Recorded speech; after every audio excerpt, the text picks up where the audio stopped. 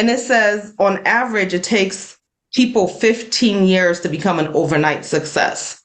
So you hear the stories of like the Googles, the Facebooks, or Apple is like a prime example of like year after year, rejection after rejection before you finally hit that thing. So to anybody that's coming into entrepreneurship thinking, oh, it's no longer sexy, I want to first encourage you that I don't think it's ever been sexy, so you're not alone.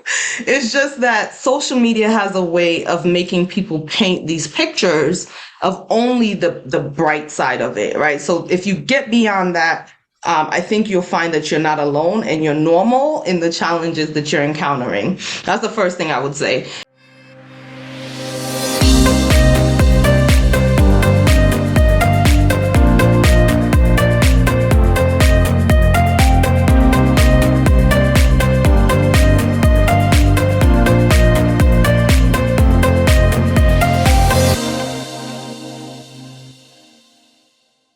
Hello, welcome back to another episode of Wealth and Christ show where we inspire the masses to become financially free while building God's kingdom. On the show today, we have Miss Andrena Sawyer. Ms. Andrena Sawyer is an author, consultant, ministry founder, and known for her work with small to mid-sized nonprofit and business through her P.E.R.K consulting.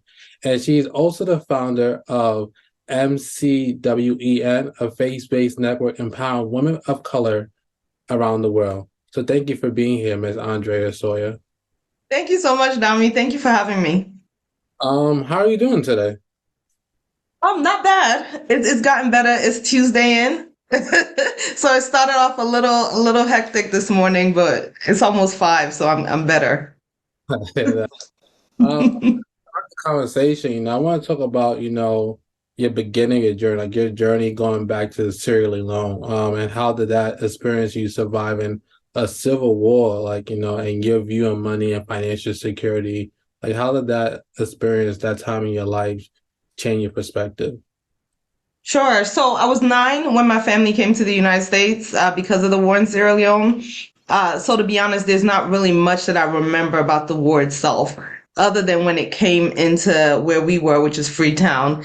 And I just remember, heavy military presence. I remember gunshots at night. And I remember my parents kind of panicking, trying to get us out. But I would say that transition here and that realization as an adult that that's what my childhood involved has made me take life a little bit more seriously. And the whole idea of purpose is like, you don't have any time to waste, Very true. Take it seriously. Yeah. That is very true. Have you been back there since you left at 9? I have not. So Sierra Leone has been plagued by a lot since that time. But the primary reason I haven't been back is because most of my family left. So I haven't really had, reason or people to go back to. That's okay. And I guess, to continue the conversation, what led you to want to become an entrepreneur? What led you to want to jump into this world of entrepreneurship? So I have to tell you that I reluctantly got into it. I always said I did not want to do this. Of all the careers in the world, this was last on my list. So I accidentally fell into it.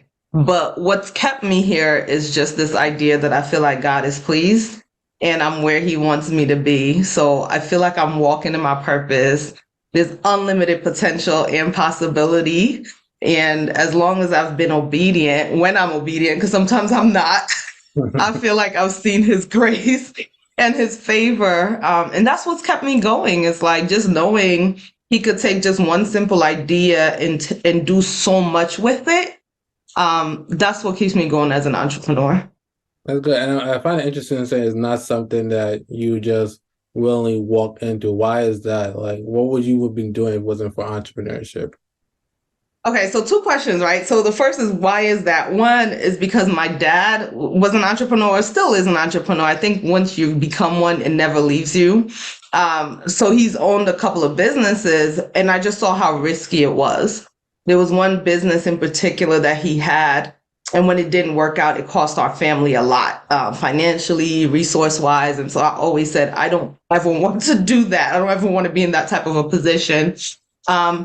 But I love it now, right? And I respect my dad so much more for the sacrifices that he made trying to follow his dreams. What would I be doing if I wasn't an entrepreneur? I probably would be a teacher. But I probably like college, university level, I realize I don't have a lot of patience for like American elementary schooling and middle schooling. So maybe a high school or a college teacher, Well, professor. okay. And I want to ask, based on your experience, you mentioned your dad introduced you to entrepreneurship. What are some lessons you can say you can learn from that experience where it almost cost you your family living your lifestyle you guys are so used to? Like, how did that change your perspective? Yeah. So the one thing I would say that was my dad's saving grace is that my dad is a believer. And so even when things did not work out, I learned from him the importance of like honoring God, even whether you have much or whether you have little. Like I saw him model that. And that's probably the biggest takeaway I've taken from him.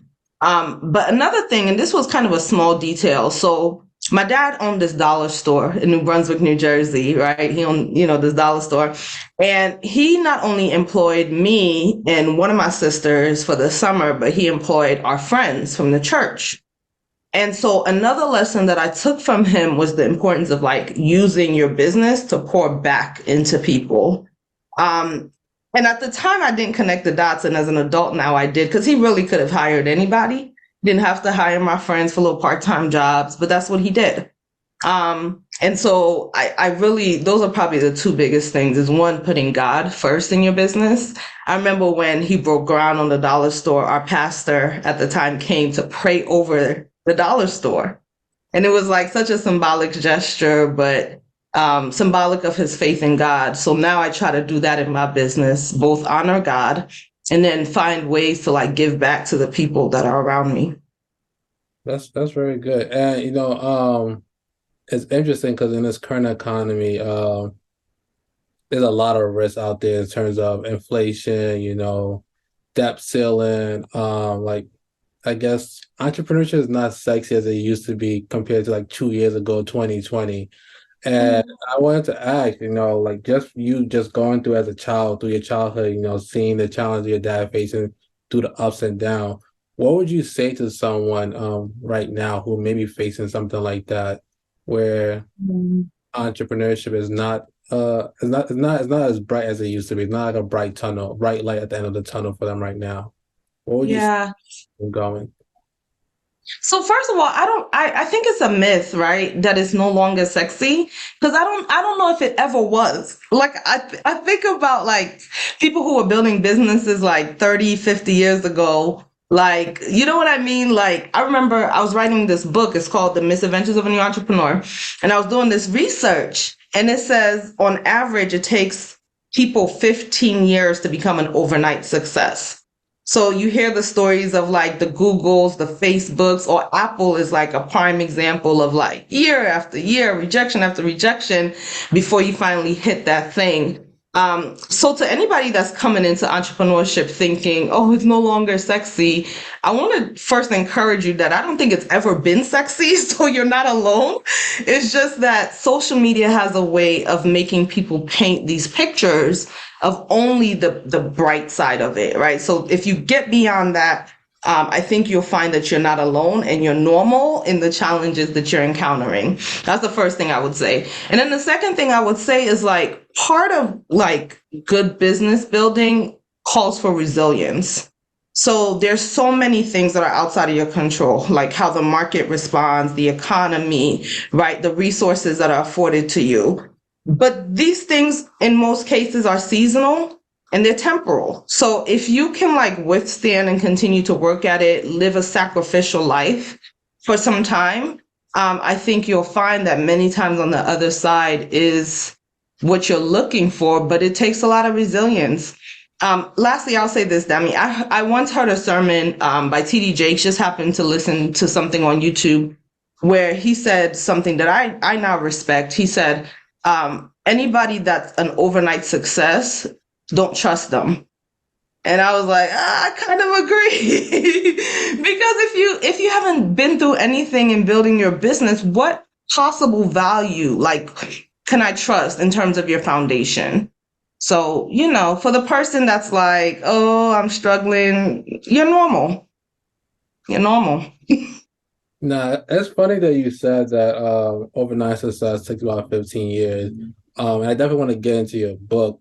But what I can say is that the reason why a lot of people think that entrepreneurship is not cyclical. You think of the pandemic, you had all these different type of loans, all this money was in the economy. You can create a book or whatever, and you was getting a lot of money. And like you say, most people getting a lot of money, they spend it. And Yeah. now, when the market is a little bit much tougher, inflation, everything is much tighter. They're not able to make that same income as they used to make it. As a result, a lot of people thinking, oh, Yeah.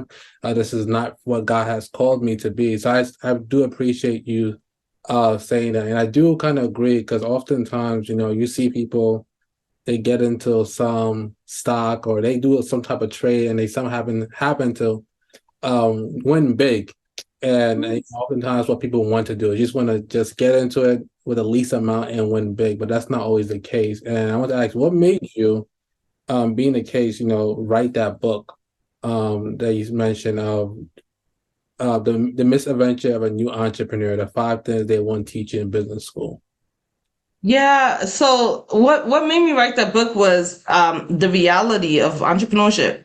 So I this is my 12th year as a full-time entrepreneur in business. God called me to leave the workforce, the traditional workforce 12 years ago. And year 3, I hit this block that was like, I tried every business expert advice I could find, every marketing strategy I could find. Nothing was working. And so I was in this drought for several years. And literally, when God gave the breakthrough, it was like something that was right in front of my face the whole time, but I couldn't see it, right? It was some grace that God had given me with someone. And so I wrote about that journey of like, how that loss affected my physical well-being, my mental well-being, even like physically, like how my body reacted to the stress of entrepreneurship. So that's what made me write the book, because it's just not reality. I think even whether you're doing service-based, I have a consulting firm, right? That's a service-based building, or you're doing a product-based business like my dad had a store, or you're doing stocks and investments, there is absolutely no business out there that's without risk.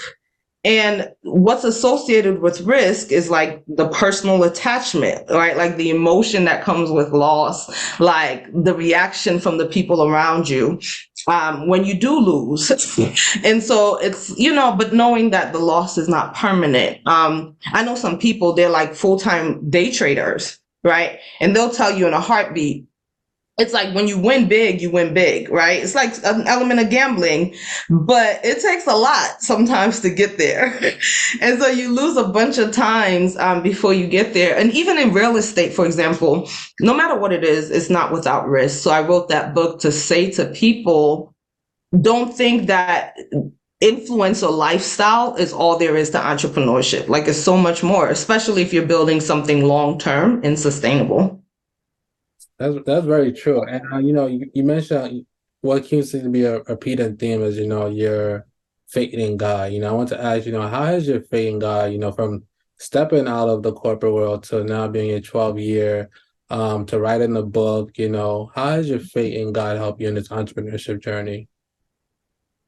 It's what's kept me sane. If I could just be honest, I think God has used entrepreneurship like unlike anything else in my life to bring me closer to him. Some people say like, oh, my parents, my friends, my church, so and so ministry brought me close to God. For me, it's been entrepreneurship. So when seasons were low and the clients were low and the money was low, it brought me to my knees before God. When things were good, like he had to keep me somewhat humble, because if I wasn't, then I stood the risk of like letting pride get in the way and tearing the whole thing down. And so in very like practical ways, it's helped my faith in God. There are some seasons, and I know, scripture says that God is not going to like put you through tough times. Like that's not his will for us, right? Like he's not going to just tempt us. That's, what the book of James says. But I believe that God allows certain seasons to draw us into intimacy with him. And I feel like that's what's happened a lot in entrepreneurship, is that he's drawn me closer. when I felt like I didn't have a choice and I didn't know what was going to happen. That's very good. And I want to ask this question at this juncture, being the fact that one, entrepreneurship is not something that you willing want to get into, and being the fact you went through ups and downs, I can just imagine that someone listening, God may be calling them to do something, whether it's entrepreneurship or changing a career or starting a ministry, but because of fear, because of not knowing what would happen, how long, this vision it would take to, turn to the tree that God has promised them to do, what would you say to such a person, that Mhm. inspired you at that time to trust God and 12 years you're still trusting God? Yeah. Um, Let go, which is like so counterintuitive, but like let go. I'm a planner by nature, right? Like I have a 1 year plan, a 5 year plan, a 10 year plan, 20 year plan. And when you're like that, it's there's a certain control level that doesn't give God room to move. And so if you're someone that's like, I've tried this ministry, I've tried this business, I've tried this thing, my first thing would be to let go. Because when God is in it, like there's a certain ease that you move through. I think about the story of Joseph, right? Like when it was God's time to open that door, it's like somebody remembered him and it opened the door. It's like one recollection, right? It's that easy for God to do some things. So to let go. And this is going to sound very cliche, but don't give up. Like there's a, for us as Christian entrepreneurs, it is just as important that our character is good to sustain the work that we do. Like if you're really good at business, but your character sucks, you run the risk of being elevated and being a poor reflection of God in the marketplace. And so I think that there are some things that God allows and some things that we have to like slowly go through because he's pruning, he's changing, he's developing us in ways that's just as much ministry as it is like anything else, anything that we can vocalize, any social media caption that we can put, like, do you have the character? And three is to hold God to his covenants. There are very specific promises in the scripture. Jeremiah 29:11 comes to mind where he says like he has plans to bring you to an expected end. And so if God has led you to the idea, it doesn't mean that it's going to be easy, but it does mean that he's going to be true to his word. That's very true, and I definitely thank you for saying it because that's inspiring me right now. Just listening to that. Yeah, that's very true. Uh, being that said, I want to kind of like tap in a little bit into like, what led you to start, a consulting business where you're helping small, mid-sized nonprofit and businesses, in terms of scaling financially. Yeah, it started off with passion, right? I've always liked nonprofit work. And so I wanted to be able to help more nonprofits become sustainable in my community. That's what it started off. It started off as passion. But then once I got into it, I realized that there was a need that exceeded like my passion. So it wasn't just that I liked doing it, it's the fact that so many people wanted to do good but did not have the funding, didn't know how to write grants, didn't know how to get volunteers, didn't know how to build capacity. And these are things that, humbly speaking, the Lord has kind of graced me with an aptitude for, to like see strategies and to make them work. And so it was about me trying to match those giftings to the need in the marketplace. And that's how it all started. And the more I did it, the more I fell in love, but then the more I invested. And so there got to be like a point where it's like you can't give up now because you've invested too much. You have a portfolio now. You have clients that are depending on you. But that's what got me into it, is like my love for nonprofit and the fact that a lot of nonprofits fail. I live in Baltimore, Maryland right now, and Baltimore has like one of the highest rates of like crime, poverty in the nation. And so it's like you drive down the street and you see there are people who actually want to help. They want to be a solution, but they don't know where to start. And so, my vision was like, how can I, in whatever way the Lord allows me to, like help move their vision along?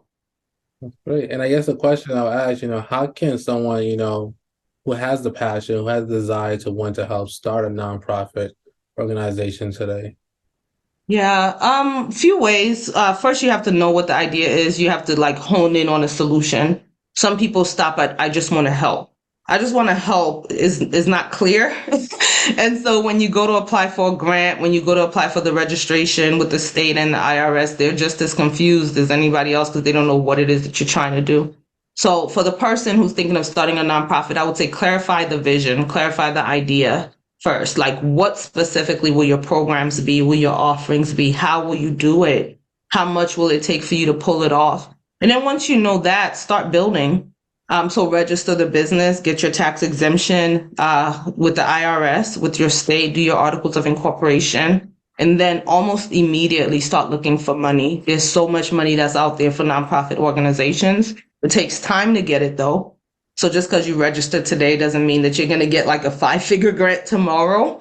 But the more applications you put out, the more robust your donor engagement strategy, the more likely, the higher the chance of you actually being successful with it.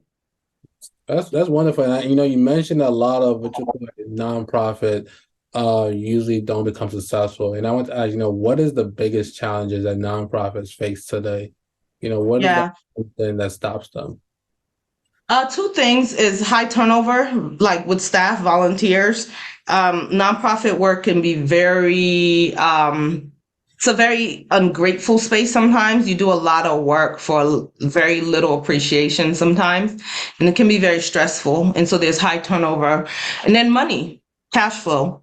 Um, like if you don't have a good grant writer, if you don't have a good donor engagement strategy, if you haven't diversified your funding streams, then you're looking at like pennies to stretch for a very long time. And sometimes it's hard to pull that off. Your programs can't be sustainable.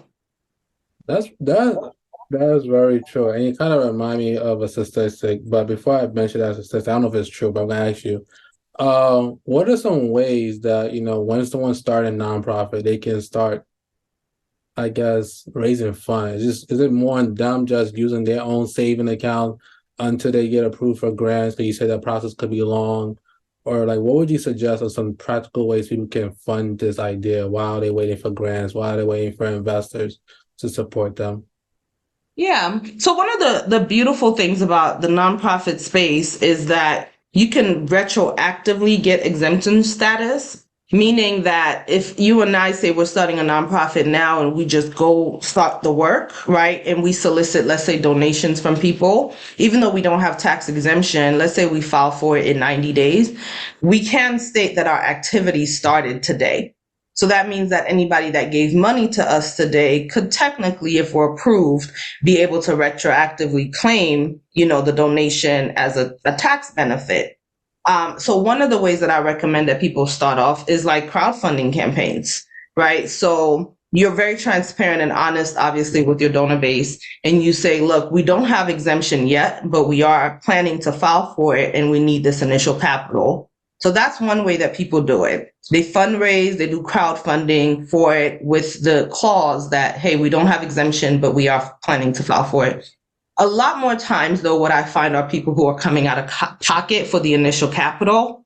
And then, later on, they'll claim it themselves when they're doing their personal taxes as a contribution to the organization. But yeah, so 9 times out of 10, people come out of pocket if they don't know that that's an option. Okay, that makes sense. And I want to kind of go back to something that you said, that the two reasons why nonprofit failed. You said because the what's the word? The appreciation that they get back from people is not Mm. is not the best. And I want to ask, 'cause I can just imagine you're trying to help people, you're getting disrespected, and things like that. So, what would you say to someone? Like what separates the ones that quit from the ones that eventually grow, and the people and the founders are able to say, yes, we made an impact. We're also happy ourselves. There's not overwhelmed. That could always happen when you're helping someone, but they reject it and they're saying, why we don't need this. Why are you in our community? So, what would you say to someone of that such? Make your why bigger. Um, If you go into nonprofit for the appreciation, the accolades, the recognition, like it doesn't last very long. Like not only externally, sometimes can it be a very like unappreciated work, but internally it can be very stressful. Like just trying to always do good for people who don't understand the lens that you're going through to do good for them. So find to the person, I would say find a bigger why. If it's your fulfillment, like no one can take that from you, right? Like if you're just altruistic and you're just like, this is what it is. If you're driven by the fact like God put this burden on my heart, like I have to get this out, then your why is obedience to God, and that's bigger than any thank you that you'll ever get. And so find something that's bigger than you. For me, it's like nonprofit is like my attempt at like passing it forward. I remember when my family first came to this country, my church used to like send us food. They used to send us like, bags of clothes, like secondhand clothing that their daughters had worn. But when you're starting as like a refugee in a new country, it means a lot. Yeah. And so whether it's like because God put it in me or because of what I saw at an early age, like it's made me want to do good for others because I've benefited so well. And so that why is bigger than me. So I would say to that person, find a why that's bigger. That's a bigger thing that nobody can take away from you. That's very true. And being the fact that we're in a world current where everyone wants more transparency, more accountability, especially in this nonprofit atmosphere, what financial reports and government practice do you recommend for nonprofits to maintain the trust of their donor and stakeholders? That's good. So in terms of trust with your donors and just your base, your client base, your constituents, an annual report is best practice. So an annual report will highlight how you did your giving, your profit loss, like how you got your money, how the money impacted your program, your programmatic impact, all of that, right? And for a lot of organizations, they'll disclose that. Right. There's nothing that says you have to disclose that, right? Like disclose all of those details, but they'll put it right on their website, and it's in an effort, again, to be transparent with their audience. What you do have to disclose, right? Other compliance documents. If you get a grant, some funders will require a report of how you spent that money. And so make sure that you're compliant with whatever their reporting, their reporting rules are, especially if you want to go back to that funder for more money in the future. So that's one compliance at the programmatic level. At the state level, you have to do normal, state filings, right? At the IRS level, you have to do what's called a 990. So some people think I am tax exempt because I'm nonprofit, so I don't have any tax filings. Well, that's not true. So even if you didn't make any money, like it's just good practice at the state level to make sure you file your property taxes. At the IRS level, you file your 990. If you have employees, make sure that you're keeping up to date with those, those tax filings as well, your employment tax filings as well. That's good. And I'm glad you mentioned employees, because I think I was watching yesterday, just literally yesterday, I was watching this interview, and it was saying that a lot of money that goes to charities or nonprofits, about 95% goes to operation, while the 5% actually goes to the cause or the mission that they are advertising. And I guess my first question, why is that the case? Because for me, being honest, it makes it hard for me to give, knowing that the money goes more to the so-called operation, the thing, but it's not actually going to the service that they're advertising. Yeah. Why is that? Is because it's the biggest need that most organizations have is their overhead, especially with salary and rent and things like that. There are accountability platforms, right? Like I think a Charity Navigator, which they'll make available public records how an organization is spending its money. And they'll even do like Guide Stars, another one, they'll even do rankings like this organization is a bronze level nonprofit, silver level, gold level, based on their transparency with their with the audience. But for those organizations where they are spending 90%, 95% to overhead, is because it's the biggest expense. Some of them are a little bit like not straight laced, like they're not straight because you'll have the director of the organization making six figures and then you're spending 4 or 5 figures on programs. So it's a little bit backwards. And those are organizations that you probably shouldn't give your money to. But then there are other organizations that really do try, right? So you may see 60%, which is normal for overhead costs because you need the staff, right? You need the executive director, you need the program staff, you need the rent, you need the utilities, you need the supplies, all of that. And then they'll try, maybe 30% goes toward program impact. It's rare that you're going to see a 50-50 split of like 50% of all money is program impact, 50% is overhead, just because your overhead will always, in any business, nonprofit or for profit, usually your overhead is going to be like the bulk of your operating budget. And I guess my question is like, is there any way to, like, guess, ease the minds of people who would want to support, who would want to support them, but the fact that the stigma out there, most of the you give to the people, you basically give it to these CEOs, Yeah.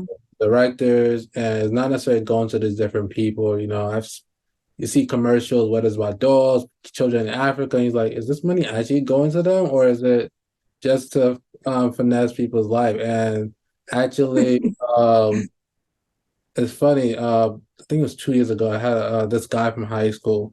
He was telling me he wanted to start a nonprofit, and I was like, "Why?" Like, I wasn't too familiar with why he wanted. But when he told me, he's like, the operation. I was like, "Oh," I was like, "That's interesting," and that makes me when I want to give it anymore because just like I would want to get to his organization. It may be serving a proper cause. So how would you Yeah. someone's mind, or how we tell nonprofits to ease other people's mind, being in fact generosity does play a big role. So let me tell you why I'm laughing, right? Because I volunteer with the young adult ministry, right? Through my church. And like 2 weeks ago, one of them asked about like why some pastors like get to be on stage wearing like the latest Jordans, like Yeezys, like these flashy jeans. And they're like, shouldn't they be helping people in the community? That's why I was laughing because I was like, everybody has the same complaint, literally. And ironically, most churches are nonprofits, right? So it's like a common thing. Transparency and trust and honesty is a common thing. So how do we change it? I would say it starts with founders, nonprofit founders, creating a culture of modesty. Like, whatever your culture is, like, your programs are going to reflect that culture.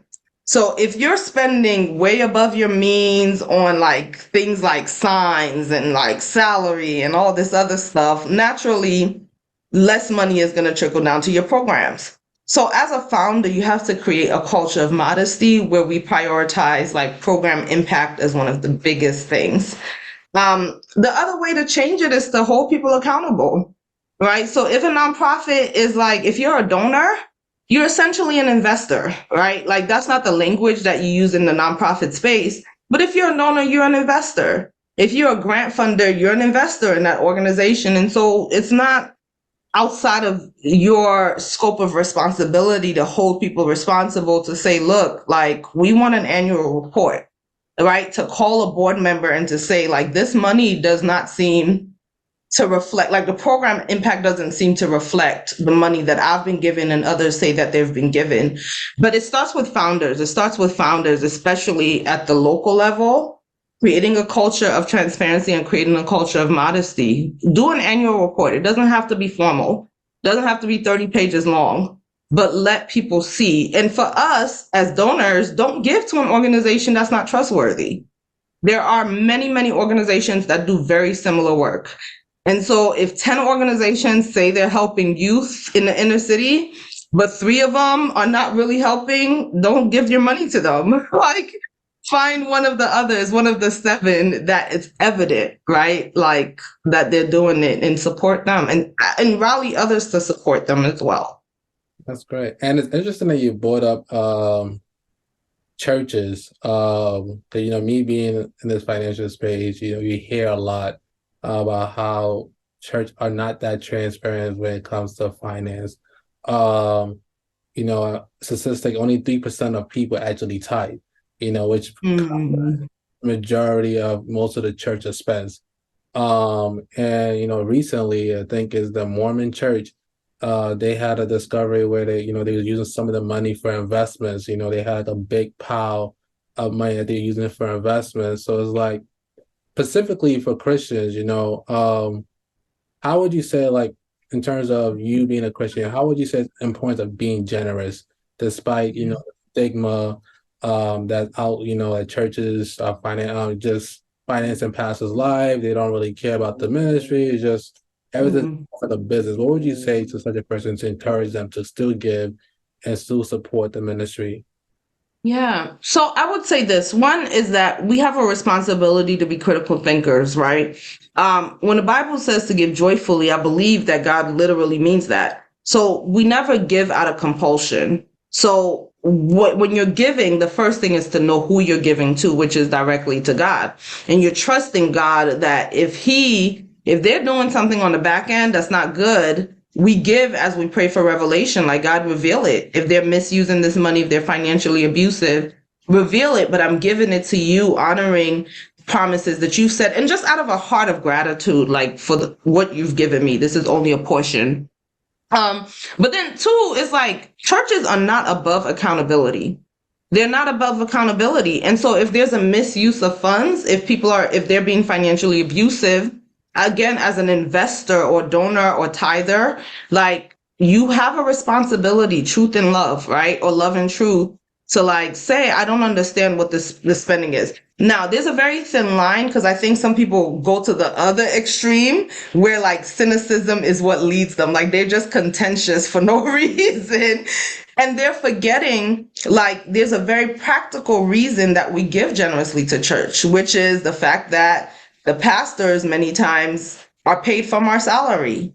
Like if we expect them to be available 24/7, we have to compensate them and help them to be able to support their family. The church's lights can't stay on. The nice worship music we listen to, like that's not available or that's not, that's not made available to us without our support. And so, yes, there's like biblical and spiritual implications, but there are also very practical implications for our generosity. For me, I went through the same thing, like tithing Old Testament versus New Testament. Like God doesn't say it in the New Testament, all of that. And at the end of the day, there's a posture of humility. Until you've been stripped of money, you don't realize who the giver is. And when you realize who the giver is, like it compels you to show your gratitude by investing back in the kingdom. And so to that person, I would say take your eyes off of men, get it back in the scriptures, on the spiritual side, but in the very practical side, think about what it takes for you, for your house to run. Like this is a spiritual house that we go into and it needs money to run. And that should compel our generosity. Hey family, I hope you're enjoying this episode so far. And if you are and you have yet to subscribe to us here on YouTube, please hit the subscribe button. And also, if you're listening to us on Apple Podcasts and you have yet to leave us a 5-star review, please do so. Now back to the episode. Very true. That is very true. I thank you for breaking that down for the viewers and listeners. That's very true. Yeah. True. Um, third is that I do have conversations with people around me, because people around me, most of them, like 3% are tithers, 3% of people that go to church tithe, and a lot of people don't feel the need to give because like you go to a church building, it's like everything's just there. It's like a candy store, everything's just there, so you don't really think about there's there's the light, there's the mics, there's batteries, there's breakfast, the food pantry, all these different things. The heat doesn't Yeah. go. That so I'm glad that you definitely mentioned that, and I kind of want Yeah. to switch gears a little bit to talk about your community, the MCWEN, Facebook network. What led you to start this community of women to inspire women of color specifically? Yeah, so McQueen is like, we call it McQueen for short, MCWEN, because the name is so long. But it's everything that I am, right? So I'm a woman of color, minority, I'm a believer, Christian, and I'm an entrepreneur. Earlier I mentioned year 3 of my business, I hit this wall and it's like I lost everything, essentially. And so as God started to redeem some of these things in business for me, one of the things I asked him and I prayed to God about is like, what next? And I believe that he was impressing on my heart form community, because half the stuff I went through, I didn't have to go through to the extent that I did. Like at one point I was evicted from my apartment and didn't have anywhere to go. Right. And so you think about that, like when you're in community, even if your business is struggling, there's always somebody, if it's a genuine community, if it's an acts community, that's like there to help, whether it's opening up the doors to their home, whether it's like, I'll loan you this money, even though the Bible says we're not to be, borrowers, like, the systems of this world, like, oh, I'll give you this money.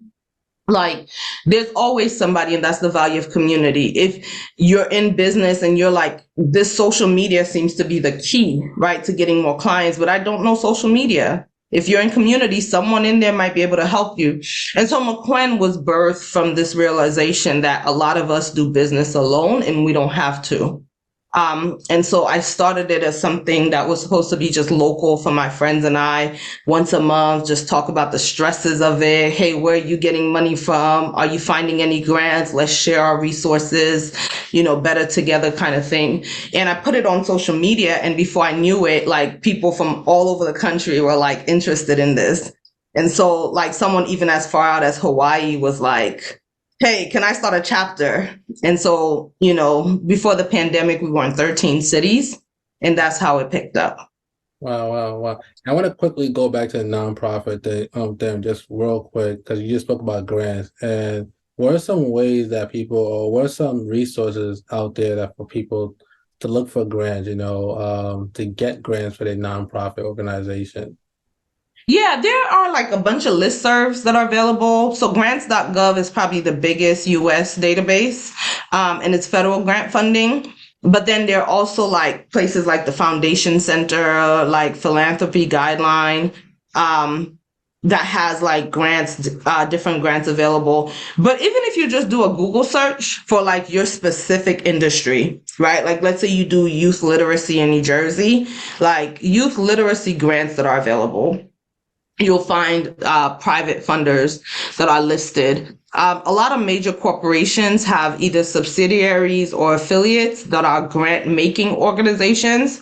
So like Facebook has one, Amazon has one, Best Buy has one, Chick-fil-A has one. So if there is a major corporation that has interest in the field that you're in, like Best Buy with technology, for example, then look into those major corporations and find out what their foundation affiliate is, because 9 times out of 10, they're going to have a grant making entity attached to it. And it's a way for them to like give back some of that profit, reinforce their brand as like a do-good brand and all of that. But it's a win-win. No, that's right. Didn't know that. So thank you for sharing that. Sure. So back to Quen, how did I say it? MCWEN. Quen, I apologize. It's okay. So I guess from that experience, like you building the community, what would you say, like from you being the founder, like what are some impacts that you have seen, some stories or testimony that you can share about, this community that you have created? Yeah. I mean, I see God working all the time. This year we've been able to have some key strategic partnerships. Like this month, one of our chapters formed a partnership with Macy's. Earlier this year, we formed a partnership with an organization that's been around for I think like 40 years called the Christian Businessmen's CBMC, Christian Businessmen's Connection. And so we're forming the strategic partnership at a corporate level, which has been really good. But at a local level, it's like the fact that we've reached 11 chapters post-pandemic again, is also something that I see God's hand in. So 11 cities across the US have formed localized communities where they are like practically impacting each other. I get to go to one or two cities every month. Like I just travel and visit them, support, provide some encouragement for them. I can tell you some stories of like me walking up to people or people coming up to me and crying, saying things like, man, I feel so good here. Like I finally feel like I'm seen, or I finally feel like I'm heard. I remember one lady came up to me one time. She says, I feel better here than I feel at church because I've been through so much like church hurt and so much. And at first I was like, no, no, no, we're not here to replace your church. Even though we're believers. But if it's nice to see the Lord reconciling people back to him, not just on the business and professional side, but like spiritually as well. So those are some of my favorites.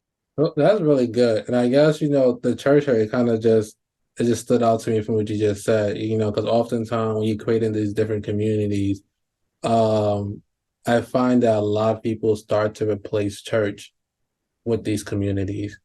And now it's like, what in any industry you see is what is artists, what is anywhere. So how do you, I guess, still keep that structure that church is still necessary for you to go to church, it's still necessary for you to have a community that you can Yeah. go to and not just completely rely on the community that you have created for them. Yeah. We stay in our lane, you know. There are some organizations that model church, right? So in terms of their offerings, like in addition to business, there's like the Sunday school and the morning meetings and the worship, like all the programmatic things that we're used to seeing in church. They want to model that experience, like that programmatic experience. God hasn't called us to that. He's called us to support women in business. And so we stay in that realm. So if it's entrepreneurship support that you need, we got you. If it's prayer that you need as believers, we do that anyway. So send us your prayer request. Our team will pray with you. But we make that clear. Like we honor people. In even some locations, we have our meetups at churches so that we can be able to refer people to those churches. We've partnered with other ministries that are evangelistic in the way they do things. And so if somebody needs that plus a referral to a church that can be trusted, that they feel like theologically is sound, we don't have any problems with like, hey, we can't be at every church, but to the best of our knowledge, this is a safe space for you.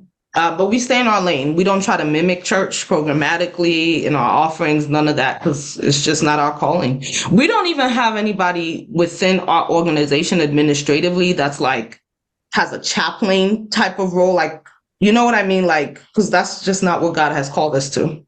Okay. And where do you see the future of this community in the next 5, 10 years? Or what is Yeah. your for this community? I would love to see MCWEN in more cities across the US in the next year or two. If we could get, right now, most of our chapters are in the Northeast or in the South, right? Like the Southeast, and then some in the Midwest. So I would love to see MCWEN on the West Coast. I would love to see an LA chapter, a Seattle chapter, and then globally. We get a lot of inquiries like, hey, can you come to Kenya? Hey, can you do something in Ghana? But we don't have the bandwidth or the capacity to like really see it through. And we don't want to just say, hey, you all, we're sending material, start the chapter. Like if we're going to do it, we want to do it with excellence. We want to provide some oversight. So I'm trusting God to like build our capacity financially and with the people so that we can expand globally. And then I'd like for us to offer like higher caliber resources to our people. Right now, we make do with what we have, right? So our community for us, by us kind of model where the consultants within the community help the community. But I wonder what it would look like if we could bring a Coca-Cola in, right? To like teach about like franchising, like, you know what I mean? So I would love to see like, and I use higher level, not to like diminish what we're currently doing, but to say like other companies have accelerator, like they have the bandwidth to pull off high level accelerators. And I'd love to see what it would look like for us to add that type of value. That's very true. And I want to ask, being the fact that you have 13, chapter, which is a success on its own. And what would you say are some key things for you to even build your community to have that global. That's 13 chapters, that global impact.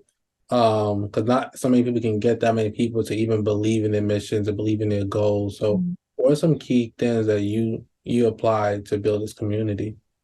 Yeah, so we're at 11 now. We were 13 pre-pandemic. We're trying to get back to 13. But I would say the biggest thing is lead with value. There are a lot of like membership organizations, women's empowerment organization, and this is not a knock to anybody, but 7, 8 times out of 10, when you go to those organizations' websites, the first thing you're going to see is like the founder, right? And there's like this huge picture of the founder, huge biography, and it's all about like me, because they believe, and rightfully so, I have value to add. But when God gave me the vision for MCWEN, he intentionally told me, play in the background, like build the systems, like all these years that you've been consulting with other people's nonprofits, it's time for you to put it into practice. And so one of the things that I think has helped us to be, somewhat successful in this space is that when people come, they see themselves. They're not talked at, they're not talked to by any one person. If you go through like the MCWEN Instagram or Facebook page now, like you are probably not going to see a picture of me. You're probably not going to see a picture of like our program coordinator, Antone, or our marketing coordinator, Sam. And these are people who are on the back end. I mean, they are busting their butt. And when we meet every week and we all pray for the same thing on one accord. God, make yourself known in the marketplace, and we want to be your vessels. And so we lead with value added, followed by our submission to the mission, and to God, for the implementation of the mission. I didn't know anything about membership communities prior to starting this. And so any success I think we've had has really been because we've tried to be obedient to God. That's really impressive. I'm just thinking like, thinking, how did I even find you? It's God. But I'm thinking, there's not anything on that page when I was going through it. But There's no me. there's nothing.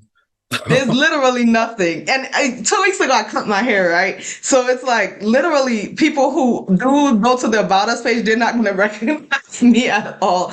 And more importantly, it's like there's literally a team, right? There's Antone, there's Tiara, there's Sam. These are people.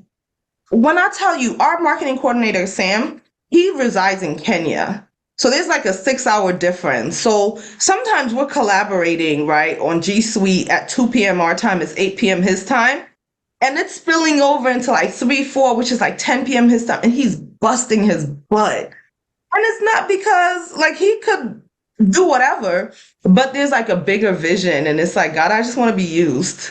And he never asked for the credit. He doesn't want to be tagged to anything. Like, look at me, I designed this. Like, it's literally the bigger picture. And I think God is honoring, these small sacrifices that people are making. And just to wrap this up, I do have two questions. One is, Sure.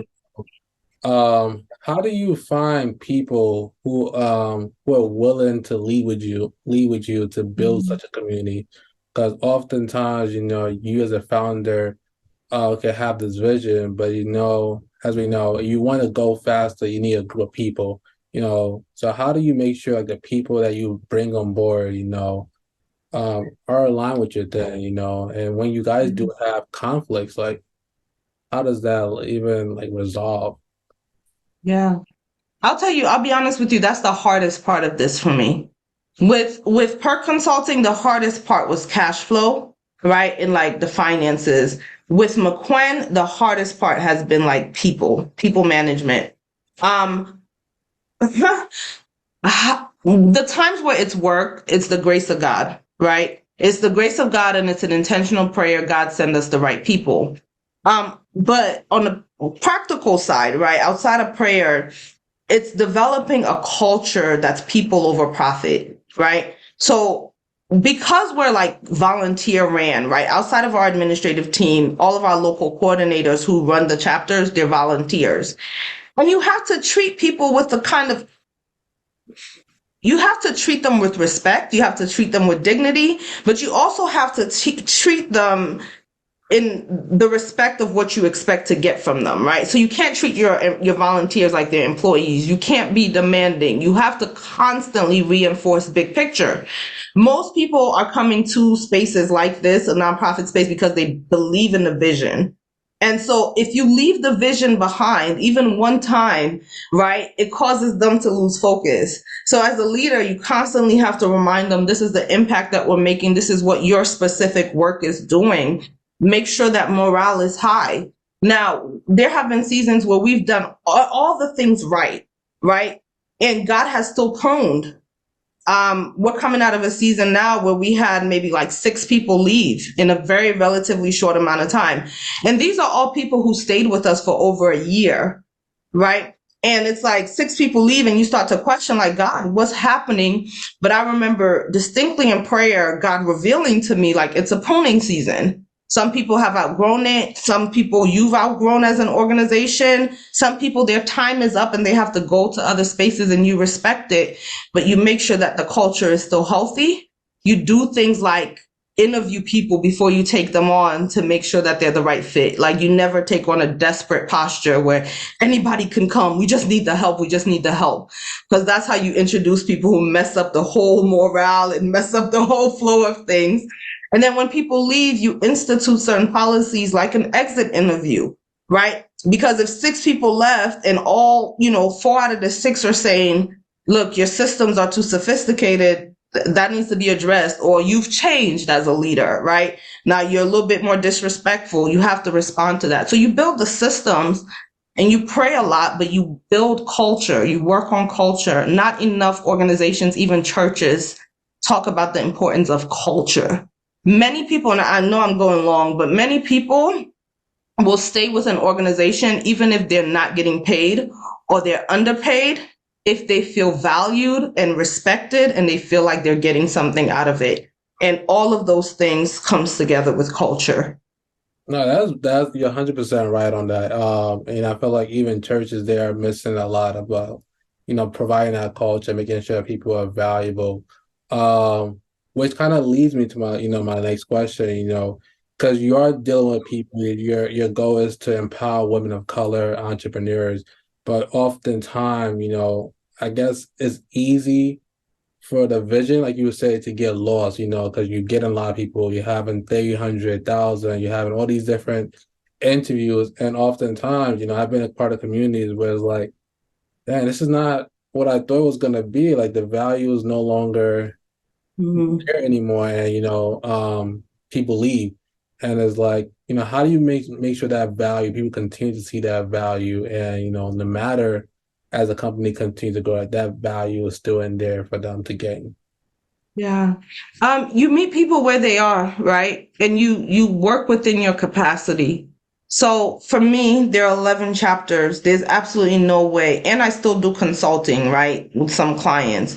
There's no way I can manage volunteers and our staff and 11 chapters and do consulting. And so one of the things that I recognize is that people need a direct contact. And so the first role that I filled in this nonprofit was a program coordinator, because I knew that in order for us to add value to them, we needed to talk to them to find out what is valuable to them. And so by putting that person in place, that's a direct contact that has their ear to the street, so to speak, so they can know, like, what are they talking about? Like, what's important to them? We can outrightly ask people. So I just mentioned we had a pruning season where like 6 people, right, left. On the other side of when God prunes is that we just got an influx of new people who are waiting to be interviewed, right, through this program called Volunteer Match. I mean, we have so many people that were like, what's happening, right? And so we were questioning at our team meeting. We said, well, what do we do with all these people? We can't just keep them waiting because they'll go somewhere else. And so we said, what if we just asked our local coordinators, if you had an assistant, what's one thing you would have them do? Just one simple question. And they started saying, well, I'll have somebody watch the door at events. I'll have somebody manage check-in. Well, guess what? That's a need that they have. We have a bunch of volunteers. Our job is to put their need with the capacity that we have, right? And we fill that. And so if you're somebody on organization that's like, how do I address the value question, is you ask people, what's important to you? What do you need? A little bigger than that, though, is you make sure that you have a culture where people are okay with answering that. There are some organizations that are so fear-driven or so like busy, like there's a busyness culture where for the CEO to even stop and talk to you is like a big deal, So make sure you have a culture where there's an open door policy, right? It's understood that, hey, at any time, shoot me an email. If it's not me, there's somebody that's a point person that knows it's their job to respond to this. That's right. And how do you manage this? That's like my final question. What is a consultant and McQueen? Like you do a lot. So how do you manage and, Too much. manage to just keep yourself sane and, focus on your purpose, making sure you're in your Bible, you're spending time with family and love. And how do you manage that? Intentionality now. I haven't always done well with this. I'm a workaholic. Like I'll stay up till 2 o'clock in the morning because it has to get done, right? And so I tell myself some of it is seasonal, right? So I don't mind doing the work because that's stewardship. Like you're diligent, right? Like you do what's needed. But I also now have firm boundaries. So like on Sundays, for example, I don't work the way that I would during the week, right? Some Saturdays, like I just veg out, watch Netflix, hang out with my friends, hang out with my family, do whatever I need to do to make sure I have that balance. And then I like check my mental health. Like if I'm lashing out on people, it's probably because I'm agitated or I'm stressed or I'm have anxiety about something. And so I need a minute to kind of recoup. But I put firm boundaries. I used to give clients my cell phone number. I don't do that anymore. That's a boundary I put in place. I used to be on WhatsApp, right? And until my family in Africa would start texting me at 1 a.m. because it's 7 a.m. their time. And I was like, these people don't know. And so these are like boundaries now where I deactivated WhatsApp. Social media, is stressor, right? Comparison trap. So I check social media, like my platforms, like literally twice a day.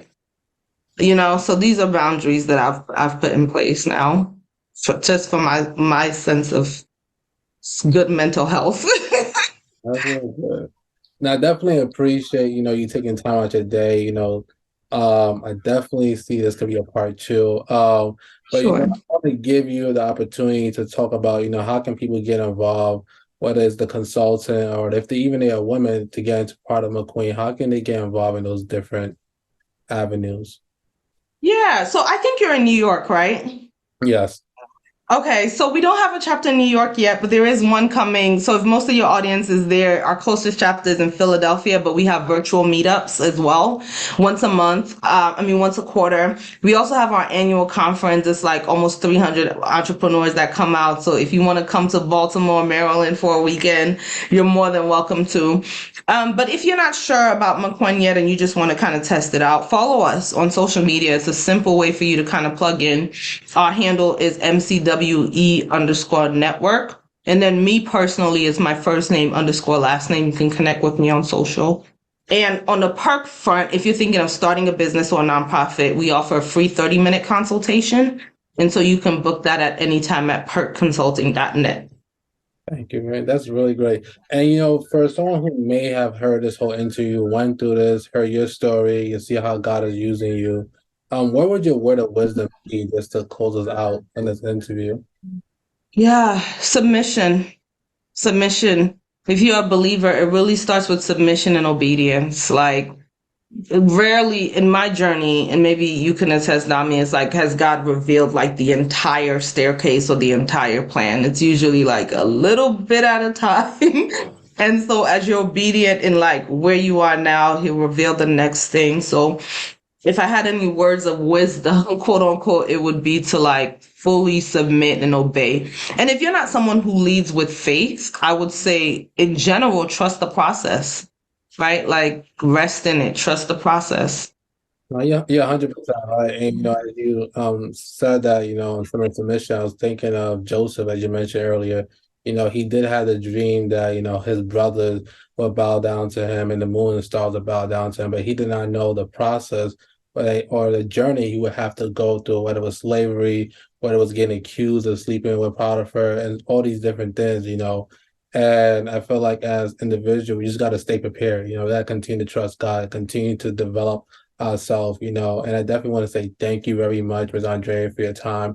And, for those who are listening, I hope you guys don't see as another entrepreneur, another guest, on the Wealth and Christ show. I hope this inspires you. I hope this encourages you to start something that God is calling you to. And if you're looking for a group of Christians who are working toward becoming financially free, look no further and join the Pray Invest Group on Facebook, and see you guys next week.